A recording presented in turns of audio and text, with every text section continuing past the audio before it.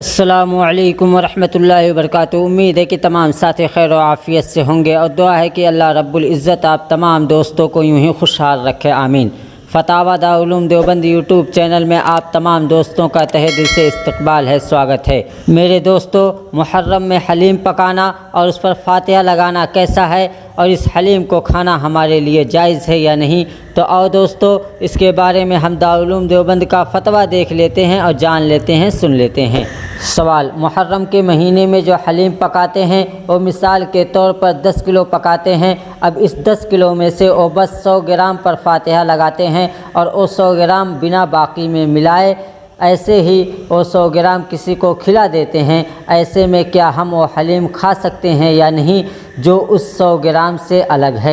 جواب: بسم اللہ الرحمن الرحیم۔ محرم میں حلیم کھچڑا پکانا اور مروجہ فاتحہ لگانے کی رسم ممنوع ہے، ان کا ترک لازم ہے۔ اگرچہ فی نفسی اس حلیم پر حرام ہونے کا حکم نہیں، یعنی جس حصے پر فاتحہ لگا دی یا جو بقیہ ہے کسی کا کھانا بھی حرام نہیں۔ کسی نے کھا لیا تو یہ نہ کہا جائے کہ اس نے حرام کھایا، تاہم یہ رسم واجب الترک ہے۔ واللہ عالم۔ دارالفتہ دارالعلوم دیوبند۔